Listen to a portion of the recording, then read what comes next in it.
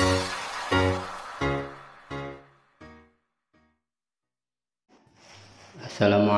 warahmatullahi wabarakatuh. Berjumpa kembali dengan Tukang Rumah Channel. Kali ini Tukang Rumah Channel mau berbagi tentang cara memotong granit untuk list atau plin.